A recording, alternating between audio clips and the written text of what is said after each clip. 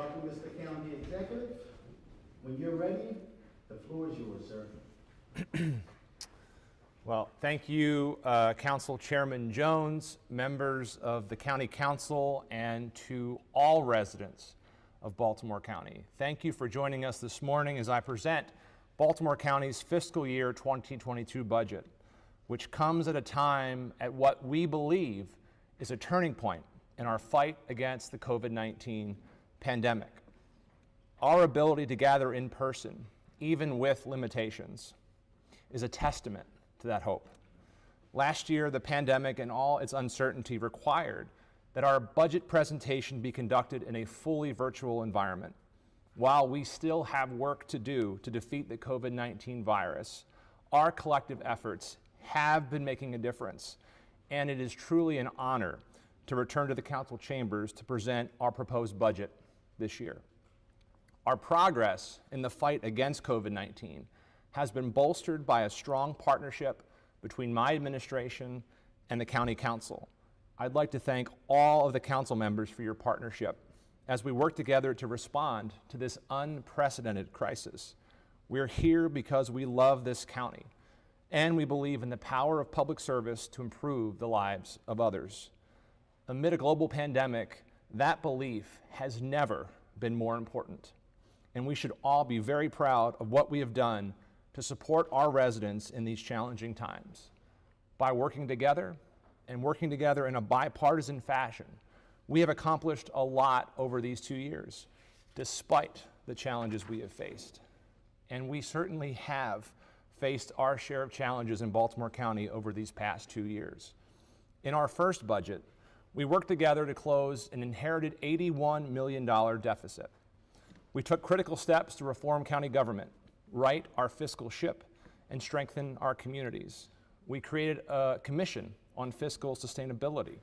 We adopted more sustainable budgeting practices, and we increased transparency with new public data dashboards, like our Open Checkbook app, which allows for residents to track county spending down to the individual expenditure. Last year, because of our efforts, we were on stronger fiscal footing, and we were positioned to build on our progress. But in the midst of our budget planning efforts, the COVID-19 pandemic struck and completely upended our way of life. Anticipating an economic downturn, collectively we cut $100 million from our budget, and we focused on the essentials: education, public safety, and those critical services our residents depend on. Thanks to our efforts, even as Baltimore County was tested with a structural deficit and a global pandemic, we retained our AAA bond rating, a top-tier financial rating that fewer than 2% of all counties nationwide enjoy.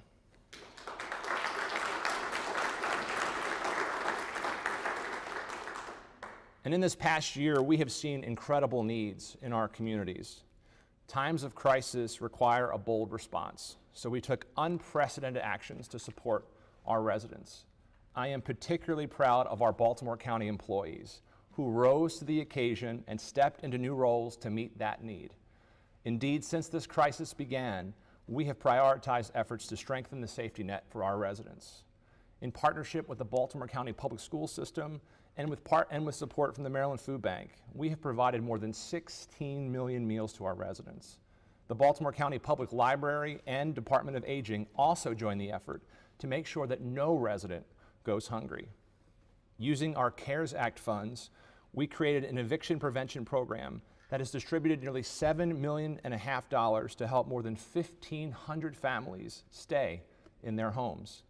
One recipient was a senior who was 4 months behind in rent due to the loss of her part-time job.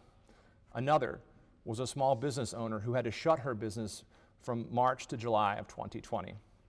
Even though they later returned to work, they still fell behind on rent, and we're proud to have helped them stay in their homes amid these challenging times. In the coming months, we will serve even more families in need. We've allocated another $3 million in state funding and $49 million in federal funds to help thousands of residents stay in their homes. In addition, we plan to invest in support services, including tenant counseling, legal services, and financial navigation. We've also taken steps to close the digital divide. As more people began working from home and students began virtual learning, we worked with Comcast to provide internet essentials free of cost to thousands of families across Baltimore County. In addition, we created a child subsidy program for low-income families with school-age children, as well as a similar program for our employees here in Baltimore County. Our business community also faced unprecedented challenges this year. So to support our businesses, we have awarded more than $25 million across 6 grant programs with more than 1,450 individual grants. That includes millions of dollars to support our restaurants, small businesses, and chambers of commerce. 35% of all of our business grant awards have gone to women and minority-owned businesses, far exceeding the county's goal of 15%.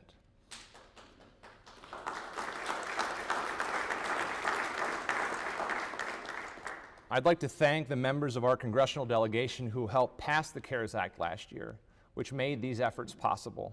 Thanks to this assistance, we were able to quickly and effectively stand up operations that Baltimore County had never done before at this scale. Now, as we look forward, there's even more reason for optimism. Thanks to the Biden administration and our congressional delegation, Baltimore County will receive around $160 million as part of the American Rescue Plan. We're grateful for this investment in our communities, and we look forward to continuing our work together. In March, we established an economic recovery subcabinet and held roundtable discussions to develop a plan for allocating these funds both efficiently and effectively. Chaired by Leonard Howey, our Director of Economic and Workforce Development, and including representatives from across county government, this group is focused on how to best spend these precious dollars, focused on 3 priority areas: individuals and families, small business, and workforce recovery. The budget we present today is a result of a collaborative effort, the culmination of months of planning, community outreach, and hard work. I want to thank County Administrative Officer Stacy Rogers, our Budget Director Ed Blades, and all of our department heads in Baltimore County and their staff for their hard work in crafting this budget. Once again, we held our trademark Town Hall series, virtually this time, engaging residents from every council district in a conversation about the needs of our communities. And throughout this pandemic, we held stakeholder roundtables with businesses, nonprofits, and community groups across Baltimore County. I want to thank everyone who shared their priorities with us. Through these conversations, we set shared priorities: continued support for education, robust investment in open space, and new innovative programs to support businesses and workers who have struggled through this crisis. Our budget advances these goals and more. In the first days of the pandemic, none of us could have foreseen the impact of the crisis or the way it would completely change our way of life. Our world was disrupted in so many ways as classrooms moved online and businesses moved to the curbside. Now, we can see the light at the end of the tunnel, and Baltimore County has consistently led the way among local jurisdictions in vaccine distribution, having been called the best-run operation in the state of Maryland and a national model. Thanks to these vaccines and the hard work of our frontline public health workers, we may soon be able to return to our normal way of life.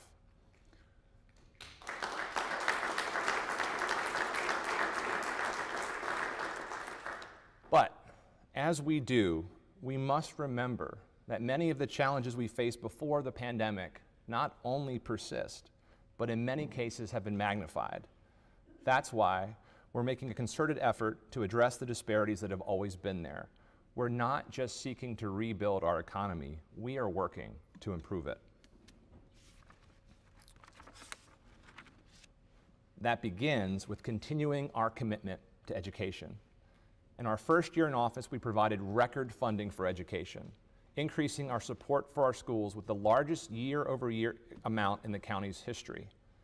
Last year, we protected those gains, even as we faced budget constraints at the onset of the economic crisis. This year, we continue making progress, striving towards our goal of a world-class educational system for every student in Baltimore County. And right now is a critical time for so many of our students and educators who've lost a year in the classroom because of COVID.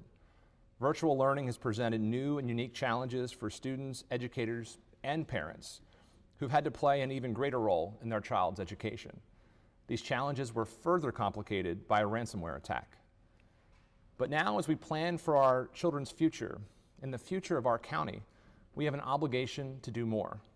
And as we gradually and safely reopen our schools for hybrid and in-person learning, it's critical that we equip our students and educators with the resources they need to stay safe and to overcome the struggles of the past year. We knew that additional resources were needed for our classrooms even before the pandemic hit, particularly in communities that have been historically disadvantaged and face some of the worst outcomes from the COVID-19 pandemic. Disparities in education lead to disparities later in life, and those disparities will be magnified by the devastation of this past year. It's up to us to bridge the gap and provide the resources that every child needs to thrive.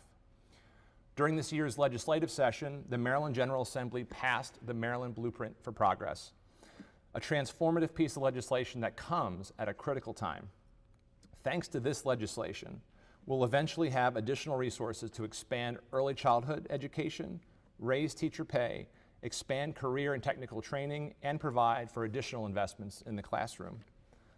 As we eagerly await this new state funding, we waste no time making progress in our schools through critical local investments.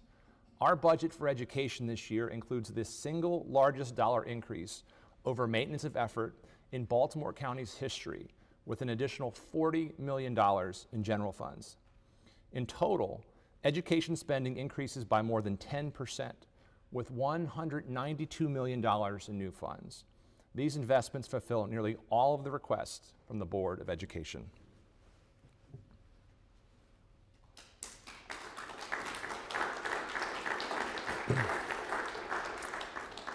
I was pleased to work closely with Superintendent Williams to arrive at this budget, which not only restores the 122 teaching positions originally slated to be lost due to declining enrollment, but it also fully funds step increases for BCPS staff, as well as a well-deserved 2% mid-year cost of living adjustment. We further resolved to expand our efforts to provide students with safe and supportive learning environments that support mental health and ensure students can meet their basic needs. To that end, we're also leveraging federal dollars to pay school-based educators and administrators for an additional 15 minutes each day to support student learning recovery. We're also leveraging these funds to increase support for the community eligibility provision, which allows our schools to offer free breakfast and lunch to all students. Further, we provide funding for new counselors and pupil personnel workers who play an essential role in the holistic wellness of our children. And we provide millions more for middle school programs and summer school efforts. The difficulties of reopening our school, and in particular restarting school sports, has shined a light on the challenge administering an athletics program. Especially this year, it has proven to be a demanding task. So our budget funds the reclassifying of athletic directors as 12-month employees, recognizing their dedication and time commitment to this work. On top of these historic investments, the school system will also receive $72 million in federal funds that are currently unallocated and can be used to further support our students and educators. We know that much of this will come as welcome news for our educators and our families, who have worked especially hard over the past year, which is why we must ensure that these critical investments can be sustained going forward, following the expiration of federal funding.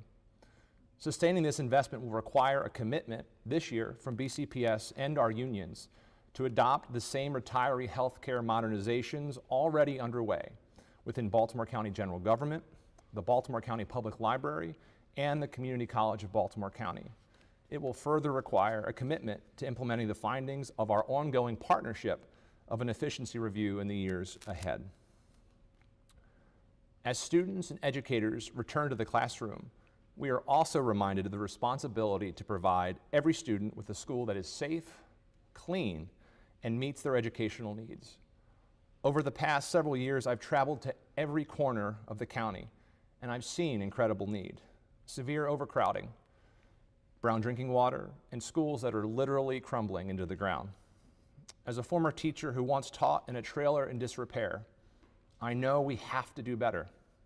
That's why during my first year in office, we committed hundreds of millions of dollars to finish the Schools for Our Future program, then turning our attention to addressing our long-term needs going forward. For 3 years, we've led the charge to pass the Built to Learn Act and modernize our school infrastructure.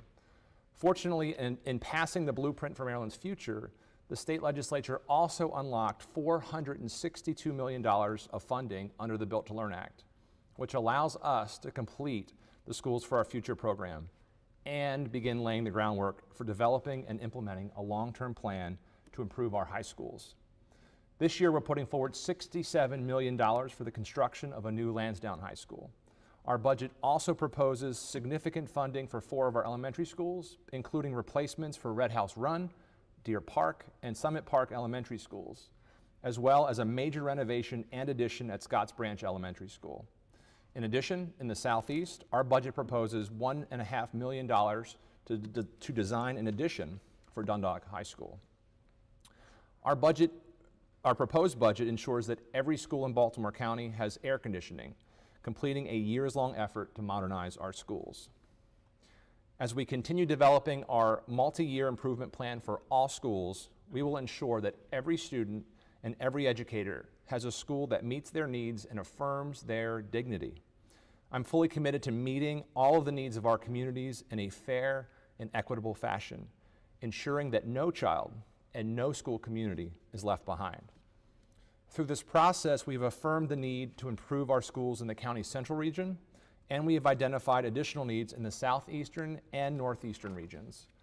We remain committed to meeting those needs, and our budget includes feasibility funds to identify the best way forward to improve those schools in these communities. Now is a pivotal moment for the children and the future of Baltimore County. We're proud to provide these unprecedented funds for our schools to make the historic and transformational investments we need. But education doesn't end in 12th grade, and in these challenging times, it becomes even more important to invest in higher education and workforce development. As our residents seek to start their careers or perhaps embark on new ones, we will continue doing all that we can to break down the barriers to opportunity, including expanding access to the Community College of Baltimore County. Since taking office, and in partnership with Dr. Sandra Curtinitis, we have made unprecedented progress on that access agenda. This year continues that trend. For the 3rd year in a row, our budget proposes freezing in-county tuition, in addition to once again expanding the College Promise Scholarship Program, which provides free community college to another 500 of our students. We're also working with CCBC to expand early college access for high school students looking for a head start on their college education. We're also working to expand their P-TECH programs, a partnership with BCPS and local businesses that helps ensure high school students get their diploma and associate degree within 6 years at no cost to students.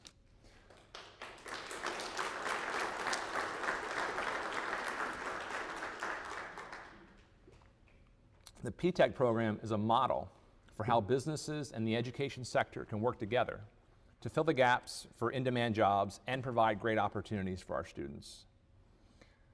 And despite the economic decline in 2020, Baltimore County is poised for growth, thanks to our vibrant business community. According to the Baltimore County Local Workforce Area Plan, our county remains the top job center in the region and the 2nd largest in the state, with more than 21,000 businesses employing nearly 380,000 workers. Even after this crisis, our 9 core industries are projected to grow, accounting for 75% of our county's economic growth over the next several years. However, we know that while some industries have managed to get by, others have faced disproportionate harm. In the first 6 months of the pandemic,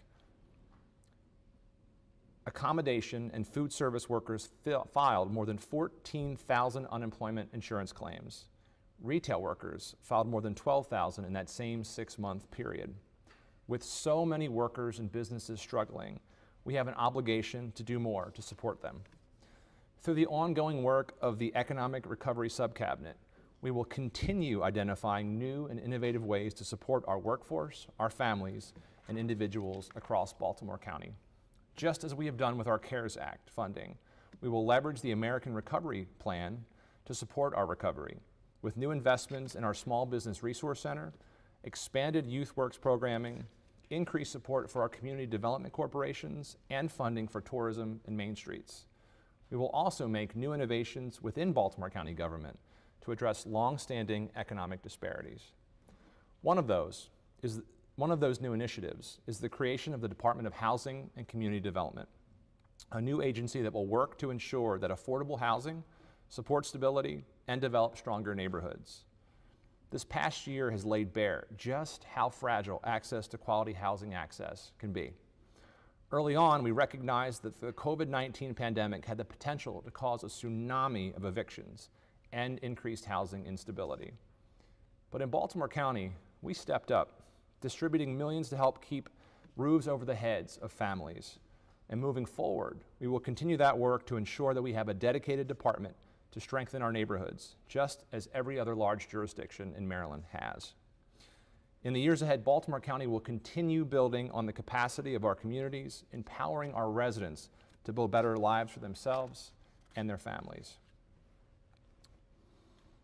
As we continue in our recovery, equity will also remain at the forefront of our efforts. We know that after years of disinvestment and underinvestment, the COVID-19 pandemic has disproportionately harmed Black and brown communities. Latino and Black residents have been more likely to get sick and more likely to die as a result of COVID-19. For example, while Latino residents represent nearly 6% of our population, they also represent, on average, nearly 10% of our COVID-19 cases. This challenge was compounded by language barriers, which required us to develop a plan to reach those communities, not just with translated materials and brochures, but also with targeted outreach and partnerships with regional nonprofits. Moving forward, we will continue to be intentional about supporting all of the communities and doing more to support those who have faced this historic underinvestment. Local government should be connected and accessible to all of its residents. We must build bridges where we know there are gaps. That has always been true, and again, the global pandemic has only served to underscore that point. To that end, this budget proposes creating an immigrant affairs specialist who will help us improve our work with immigrant communities across Baltimore County. And recently, our administration released the results of a study that analyzed the county's contracting practices in the years before I took office. The study found that minority and women-owned businesses were underutilized in the awarding of contracts in the past. These findings confirmed much of what we knew of past practices, and they affirmed the steps we've already taken to ensure greater opportunity for our minority and women entrepreneurs. From day one, our administration has been committed to promoting equity across our government, and we remain focused on doing just that. I'm proud to share that spending on minority and women-owned businesses has increased 59% since 2018. But we know that's not enough. This year, we propose taking additional steps to meet our goals, including creating highly recommended positions to support both contract compliance and certification reviews.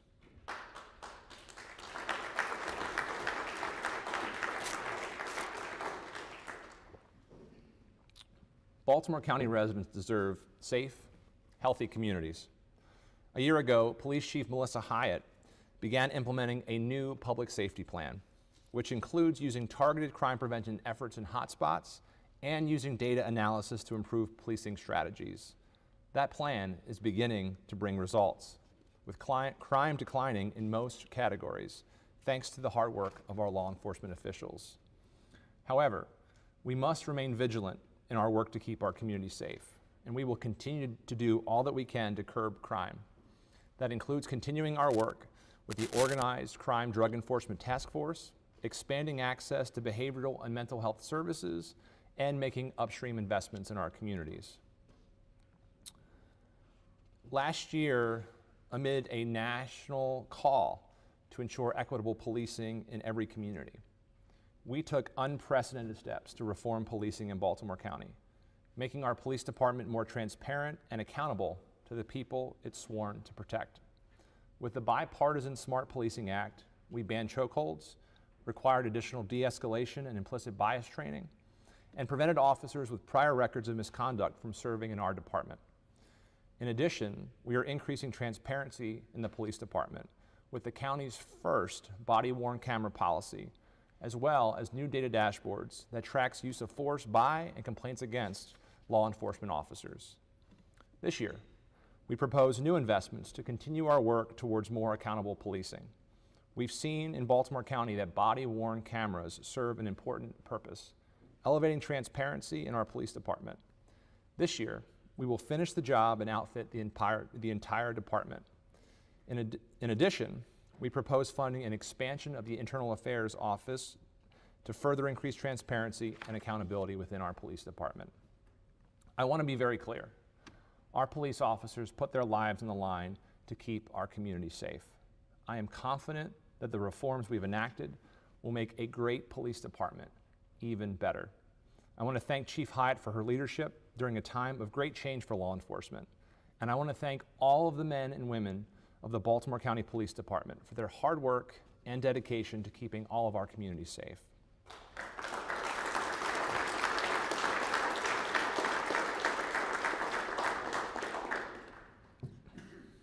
We're also providing capital investments to support our first responders, including $16 million towards the eventual establishment of a new fire station and police substation at Trade Point Atlantic and Sparrows Point, and an additional $7 million towards a new Wilkins Police Precinct. In addition, we're providing $1 million for land acquisition for a new career fire station in Catonsville. Within the fire department, we're also proposing a community outreach position to engage residents and businesses to help prevent fires at our homes and businesses. We also propose creating an equity officer and establishing a new contract with a doctor to serve as a medical director and support the health needs of our firefighters.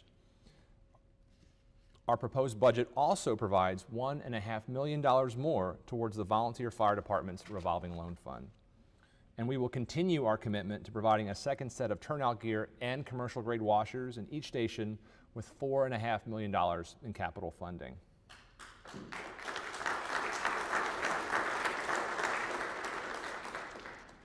Baltimore County residents also depend on local government to provide high-quality services that keep our communities vibrant, safe, and clean. We're proud to propose new ideas and funds to continue that work and do even more for our residents. In our library system, we're proposing to eliminate all overdue fines, which burden our most vulnerable residents, often the same people who need the library services the most. Going fine-free will help eradicate inequities and further ensure that everyone feels welcomed at their local library. I'd like to thank Sonia Alcantara-Antoine, our new director of the Baltimore County Public Library, for advocating for this very important change.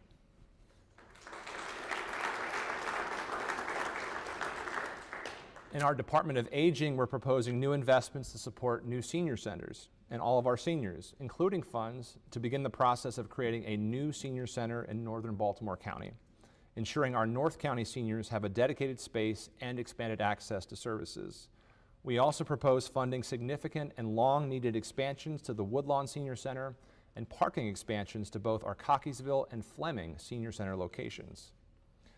Per the recommendations of our Code Enforcement Work Group, we propose funding for 6 additional code enforcement inspectors, in addition to proposing a new revolving fund to address neglected properties in our neighborhoods. These investments are the bread and butter of local government, and they are fundamental to a neighborhood's quality of life.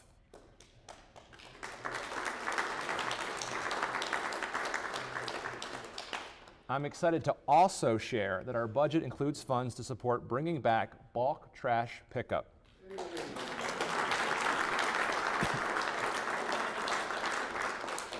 Which we know so many residents and council members have been calling for. We expect the program to be online in early 2022. In so many ways, we're taking bold actions to move Baltimore County forward. When it comes to laying the groundwork for a sustainable future, we're also leaving no stone unturned. For the first time, the county is working on a climate action plan and a greenhouse gas inventory. We're partnering with BG&E to install electric vehicle charging stations on county property, and we're converting methane gas from the Eastern Sanitary Landfill to renewable energy. In addition, we restarted our glass recycling program, fulfilling a promise of last year's budget. This year, we're continuing our work to advance sustainability with new and innovative programs. Our proposed budget includes $2.4 million for tree planting and maintenance, including $400,000 for a tree equity program, as well as $250,000 for green infrastructure programs and $500,000 for phase 2 of our climate action plan. This year's budget also proposes to double our investment in our high-performance home and energy conservation tax credits, which have been so successful there's now a significant backlog. By investing more in these tax credits, more residents will have access to the credits they deserve, and we can encourage even more green investment in Baltimore County.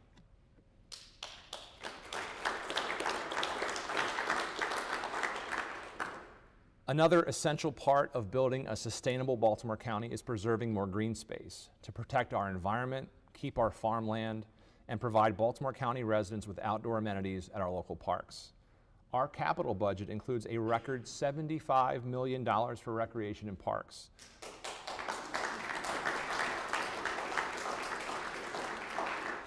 Including state funds and local funds, and $4 million of bond funding for agricultural preservation, thanks to county voters who approved our bond referenda on the 2020 ballot. And this year, we double down even farther on land preservation, proposing to increase to $5.3 million in local funds for the county's land preservation programs, which includes $600,000 in capital towards the Piney Rural Legacy Program. In addition, we propose to invest $50,000 to support leadership development and transition at the Baltimore County Land Trust Alliance. We further support land preservation within the URDL by ensuring that Baltimore County Neighbor Space receives a $100,000 grant from Baltimore County government this year.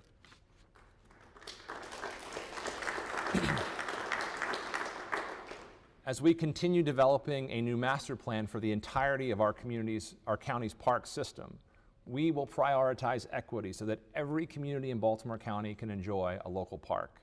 Some of those priorities are already in the pipeline. Last year, the county acquired a 7.7-acre property to create a new park at Greens Lane, adjacent to the Randallstown Community Center.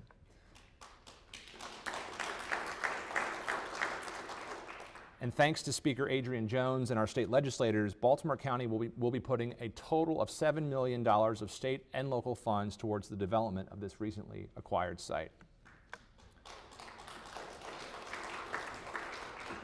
This budget proposes $14.5 million to fund the $16.4 million Sparrows Point Park in eastern Baltimore County, which is in the design phase and will include our first ever LEED Platinum designed building.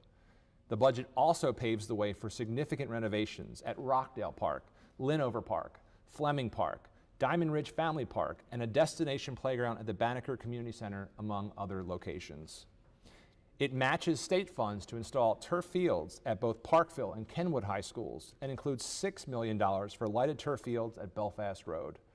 We're also investing in new trail systems, including $1.5 million for the Dundalk Heritage Trail, as well as funds for the North Point Greenway Trail and the Franklin Woodland Trail. In addition, we're providing $1 million to support the redevelopment of the Pikesville Armory,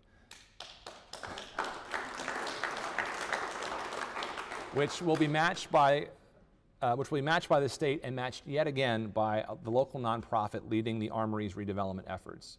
We also invest $600,000 more to continue the planning and feasibility studies of the Western Hills Community Park. Other capital budget investments include funding for improvements to Rocky Point Golf Course, including meeting space and an improved clubhouse in order to accommodate more events, as well as for an upcoming partnership with the Revenue Authority at the Reisterstown Sportsplex, which will include plans for a second ice rink.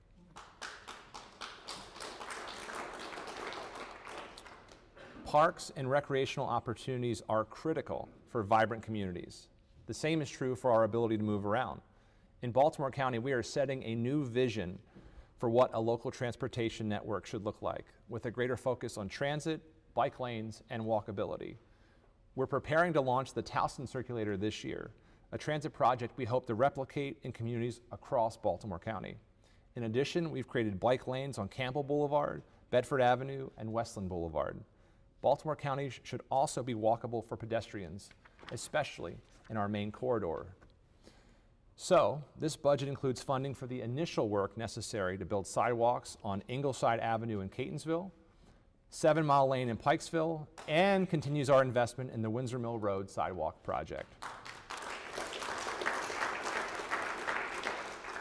Our proposed budget includes significant funds for road resurfacing and traffic calming, continuing our commitment to ensure our roadways are safe for our residents. Amid this crisis, the day-to-day work of local government hasn't stopped, and our employees have gone above and beyond to serve our residents. I cannot thank them enough for all they do and all they have done, and that has been especially true this year. In recognition of the outstanding service they provide to the residents of Baltimore County, we remain committed to investing in our people, the county's most precious resource. That includes a full funding of steps and increments, as well as a mid-year cost of living adjustment for all county employees. We're also continuing to modernize our operations. I learned from one employee, for example, that some members of our team still do not have government email accounts, leaving them out of the loop and feeling disconnected from their colleagues. This budget proposes new funding to ensure that every county employee has access to an email account.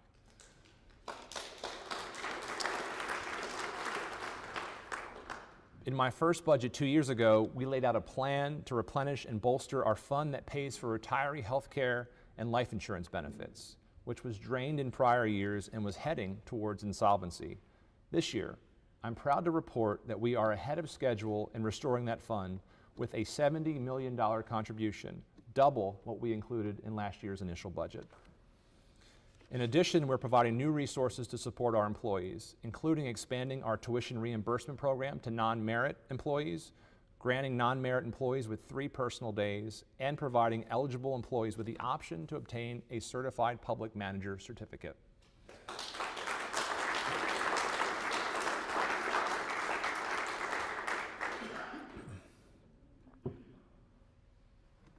Over the last year, we have each sacrificed so much for each other, and we have all felt a sense of loss. We missed opportunities to see our loved ones. Students and educators lost a year in the classroom. Some of us lost people who are important to us. Life as we knew it completely was changed. Just as we shared in our struggles, we shared in our resolve. So many people stepped up to help others, whether it was through distributing meals, sewing masks, or just being there. We must remember that we got through this together and that we can and will rebuild our communities together. We can't lose sight of why we've made those sacrifices to protect our neighbors, our loved ones, and total strangers. Now, we have an opportunity to channel that same compassion towards a brighter future and a stronger county. We have an opportunity to build a recovery that works for everyone, continues the progress we've made, and provides a higher quality